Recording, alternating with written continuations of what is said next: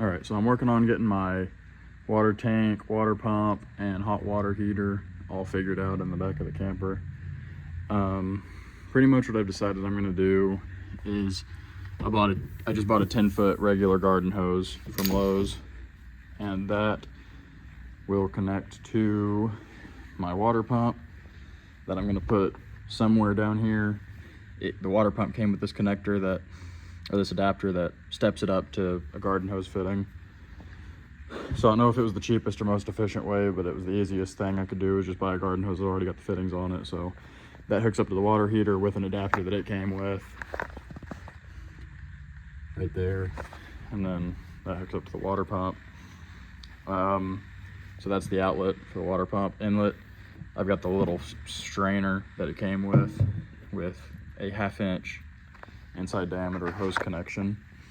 So then I bought a 10-foot length of hose. I'm going to cut a section that will go from, this is going to be my outlet that I had to get from Lowe's that threaded into the connection that the water tank had.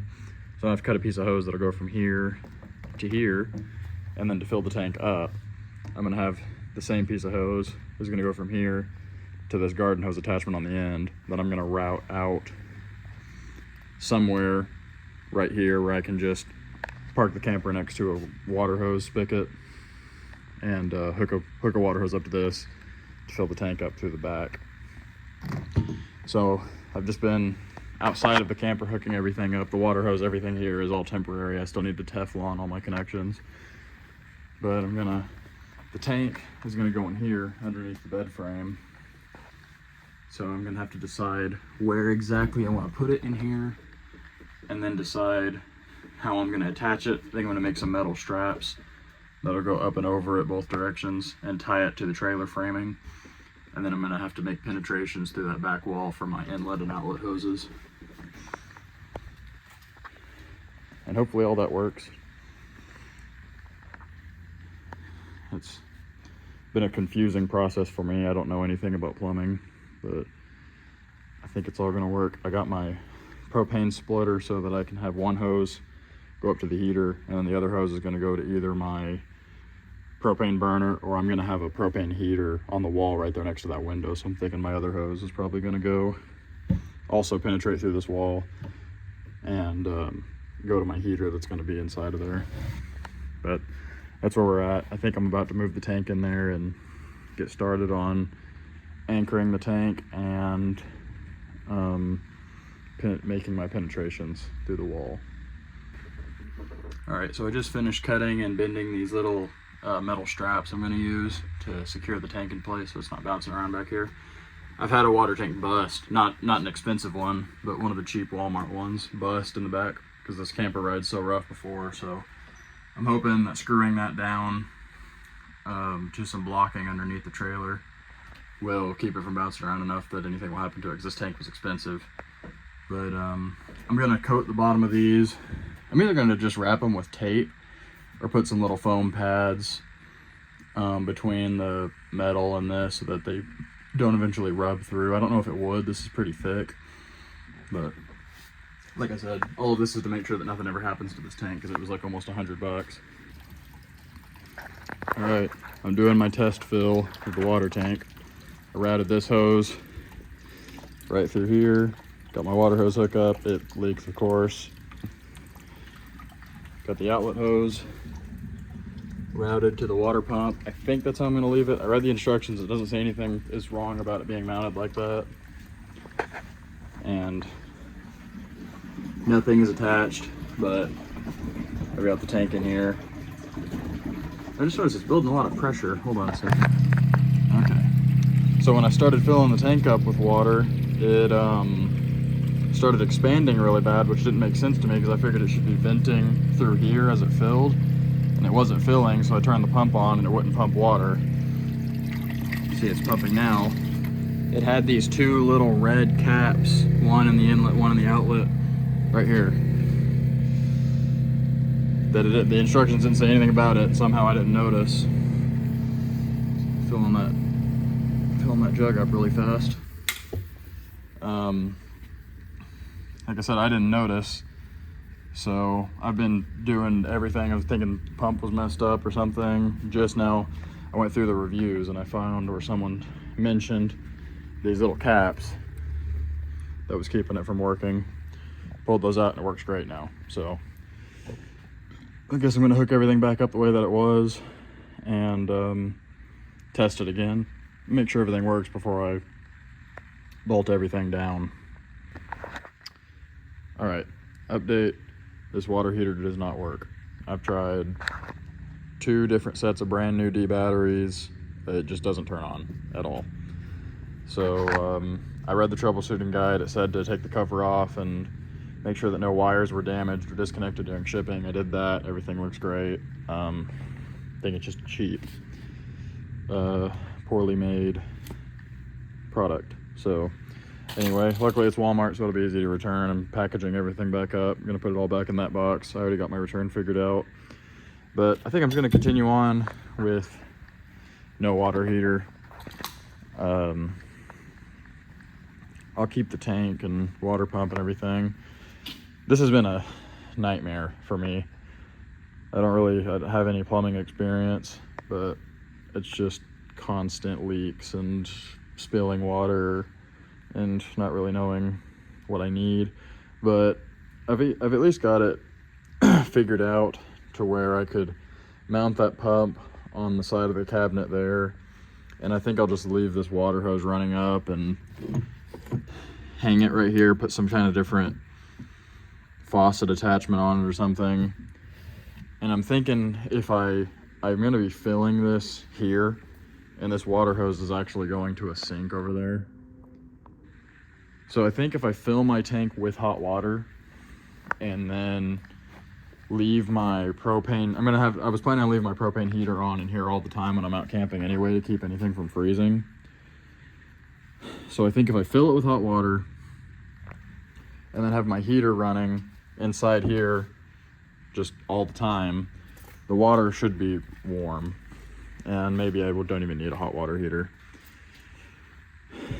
or I'll just be fine with cold water. I mean, that's what I've been using my entire life anyway.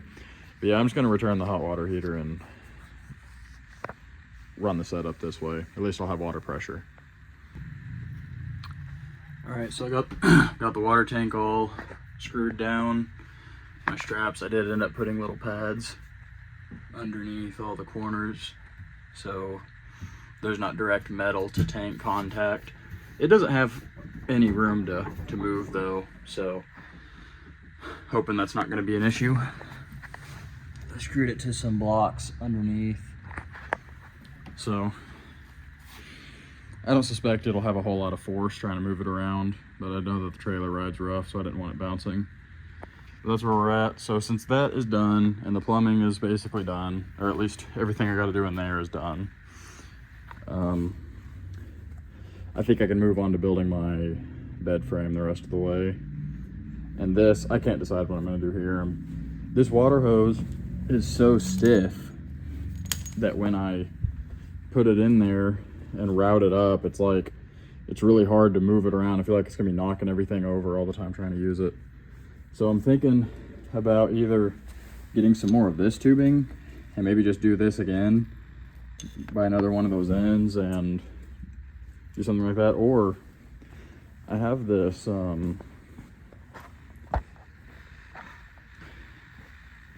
water tank that I used to use for window tinting.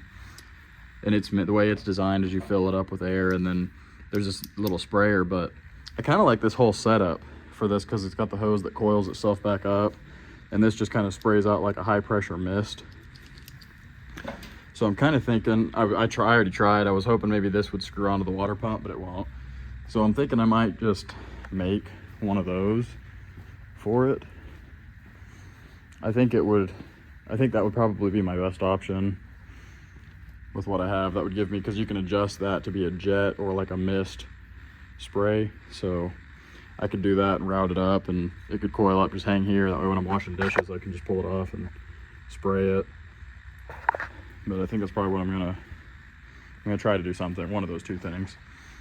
But anyway, everything is already cut and ready for this, so pretty much all I got to do is either screw it. I think I'm probably just gonna, I've got that nail gun. I think I'm just gonna nail it all together just to make it fit quicker than having to drill and screw everything. And I can always pull boards off to get to this tank if I need to. I just hopefully don't need to do regular work with that tank. But yeah, that's what I'm about to do. Hopefully I can get the bed finished tonight. It's already 6, but it's Saturday night, so I can work as late as I want. All right, got everything nailed together.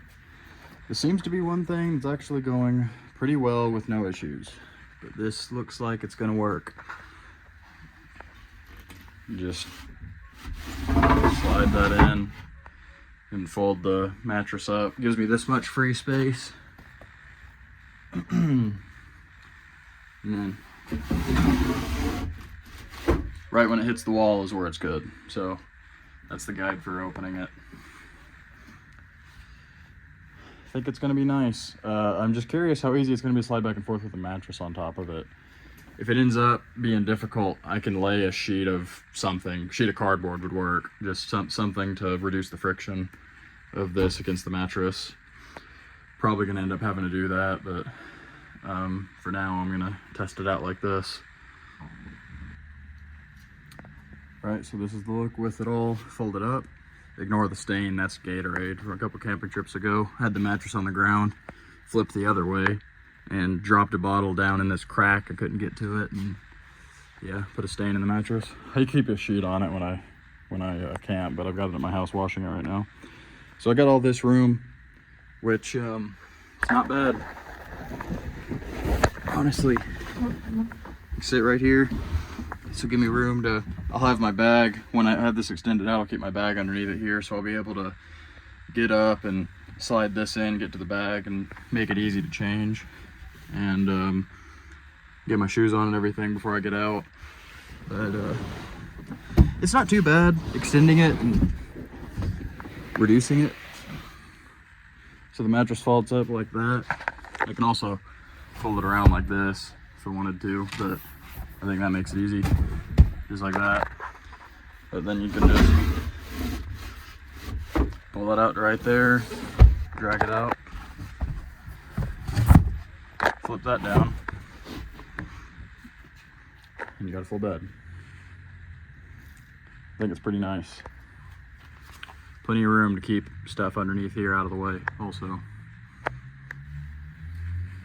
I think it'll make the living area a lot more convenient. All right, I'm up on the roof working on my roof vent. Went ahead and marked out center and then as far forward as I wanted to put that vent, and used a straight edge and cut a piece of my canvas off. It's the first time I've seen it since it's been done like this. I'm interested to pour some water on it, see how easy it is for water to get through that.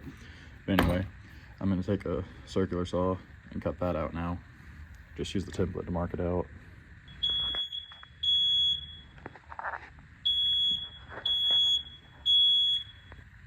All right, so got my hole totally cut out, cleaned off all the edges around it. It says to use putty tape. I'm assuming they mean butyl tape. So that's what I used. I got 1/8 inch butyl tape. The instructions say to put it around just like the outside edge of the opening. But I was worried about these screw penetrations. So I put my tape on the fan directly over the screws, the screw holes. So that way when I run my screws through, they're gonna puncture the butyl tape, and that butyl will follow that screw down, and it's gonna be on the outside of the screw also. So that way I shouldn't have leaks around my anchor penetrations. But pretty much just gonna peel it, stick it right in place.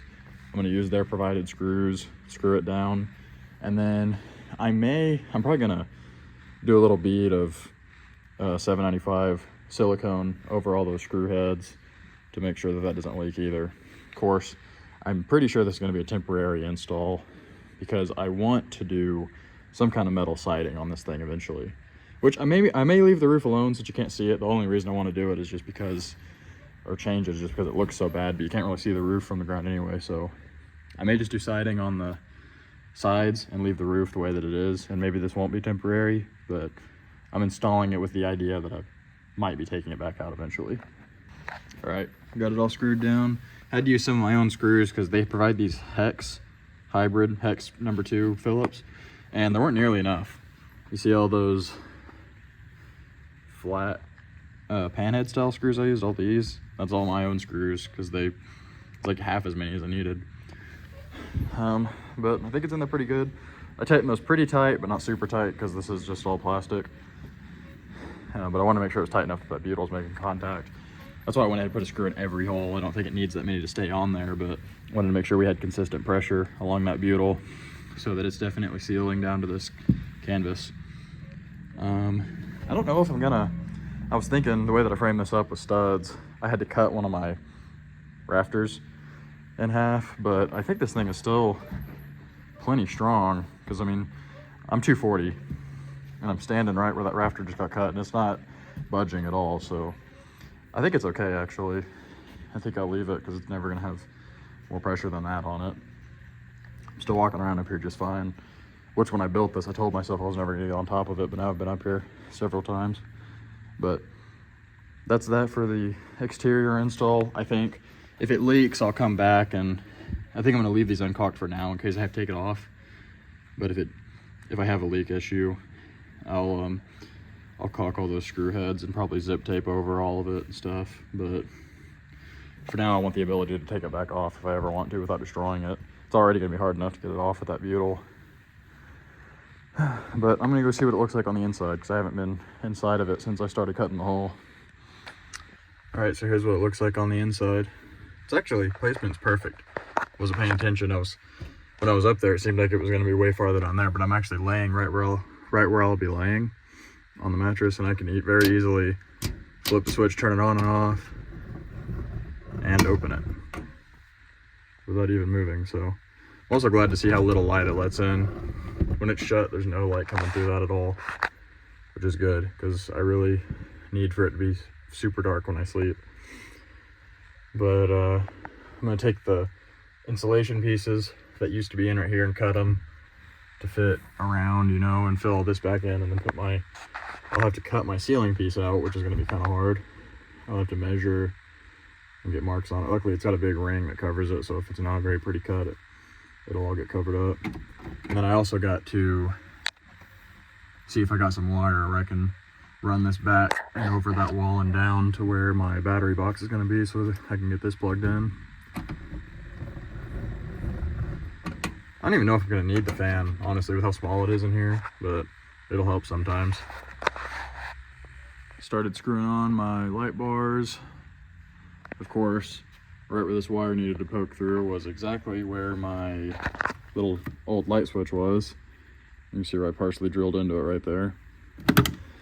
But hoping to replace that with my LED strips. But what I'm doing here on these mounts, you can see a little bit of the squish out. What I wanted to do was just do a perimeter of butyl tape and then enough to cover the hole. Well, that ended up just being the entire bottom. So that's what we're ending up with. But I mounted that one right there on the top. I've got it angled down, so hopefully it's not blinding everyone whenever it's shining in the campsite. And then this next one I'm gonna put right here on the side. I've got a 2x4 on the inside for this roof rack, spanning between this screw and this screw, so I screwed through where I'm gonna tap into that 2x. And then same thing with this one. Even though I don't expect there to be very much force on these, I always hate to pin anything into just OSB. This one is screwed into a 2x6 because that's my header for this kitchen opening. But I'm about to go ahead and screw this bracket on right here, and then I'll have to drill a hole through the roof, like right here, for that wire. That wire comes out of the top since this one's mounted on the side. It's gonna come out the top and go down into the ceiling right there. And then I'll run all the wires back. Probably go back across and then maybe down to this corner and then down and then to wherever I end up putting the battery box. I don't know if I'm gonna put it here or here, but it'll be in one of these two bottoms.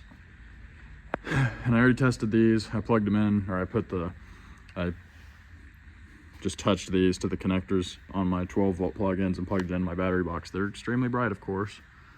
So I think that'll do a good job lighting up the campsite. I'll just park I always park where the kitchen and this table are facing the campsite and the door's facing the woods anyway, so that'll be light off both corners. I think it'll help us a lot since we're always setting up in the dark. All right, I turned all the lights in the shop off to demonstrate what this will look like at night. I just did my little Amazon LED light strips. They're just adhesive, so I don't know how well that's gonna stay. It feels like it's sticking kind of good. But I don't know. This is all just one strip. It starts here, and I went around and behind and through my water hole, or the hole for the plumbing, and then up and around the inside, and then it all ended up, I had so much left, I came back in and went around the perimeter, everything back here. It has all these different color modes. I think I'm just going to use white. Was my plan. I don't really care about all these other colors, but it has all kinds of crazy other light changing modes. Got a lot of options, but I just use the regular white. Or I don't know, sometimes I may have it a certain color in there. Looks like it keeps the place lit up pretty well. I think it's better than my old lighting. Just this little LED light switch.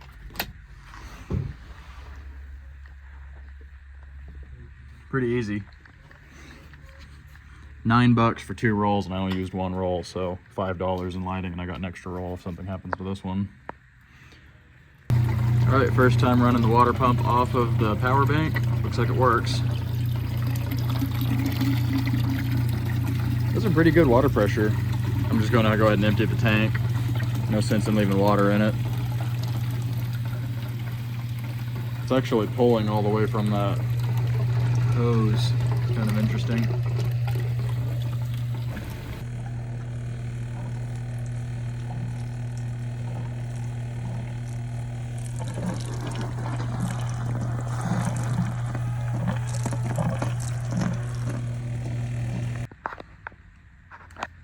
Alright, so I got the light bars wired up.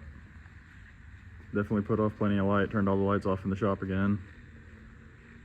And this will light up the wood. This is definitely gonna light up the woods really good.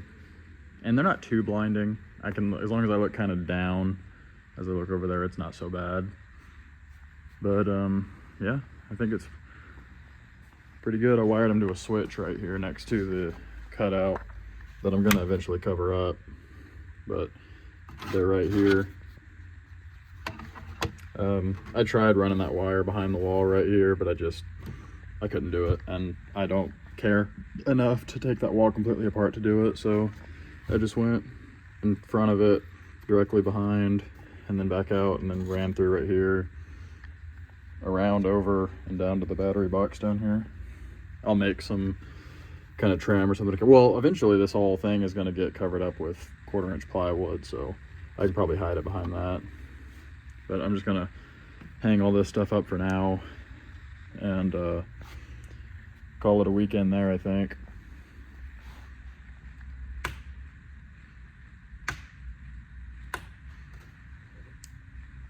Yep, definitely pretty good. I just hope they don't drain this battery box. Well, they've been on for a couple minutes and it hasn't even gone down 1%, so that's not bad. I've left these lights on all afternoon just to test and see how much battery it takes.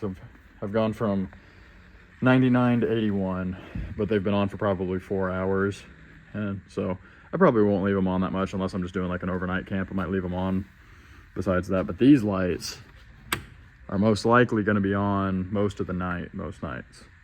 So unless they just totally drain that battery box, then I'll just leave them on whenever we're setting up and then turn them off.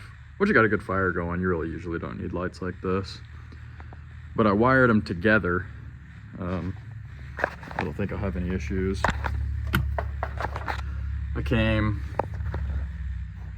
down and in right there, and then across that top plate, and through right here where I already had a hole. I just punched it through my spray foam.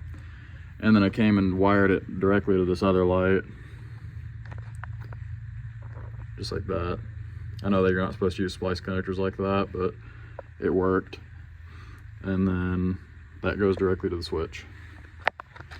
And this has a fuse in it, and I assume this battery, but I figure this battery box is probably pretty safe. So I'm not too worried about it. The battery box isn't even going to be in there unless I'm around, and I always have a fire extinguisher right there, so any time of thing should be able to be handled if it ever starts to happen. Just notice these lights aren't really the same color. These are all like green, and then these are white, and they should all be white right now. That's strange. Those are like really green. Oh well, that's what you get for $5. All right, so I'm in here on the bed. I just got the fan wired up, and I don't know what to think about it. Hear how loud that is? It's way louder than I was expecting. I don't know if I'm gonna be able to sleep with that, but I probably won't need to. I mean, with how small of a space this is, when that window's open and that vent is open, I really doubt there's gonna be a time when I need to have the fan on also. Because I'm gonna put the buddy heater, I'm kind of thinking about putting it here. I'm gonna board this back off, and then I was thinking I could mount it, since I've already got blocking all around this opening. I can probably come up with a way to mount it like right here. That way it's close proximity to here for ventilation. Because the problem I've always had with that thing, it's that heater right there, the red one. Problem I've always had with that is it gets it too hot in here. It can't vent well enough. And also my carbon monoxide detector, I had taken out whenever I was cutting this because this set it off. This is always constantly going off, like no matter how low I have it. But I'm hoping with this ventilation between this, surely I can turn that heater down. The last time I used it, I actually just kept only the pilot light on, and it stayed really warm in here with just that pilot light burning. So maybe that's what I'll do, but this should help either way on the warmer nights. Just hope it's never so hot that I have to have that fan on, because dang, I'm not gonna be able to sleep with that.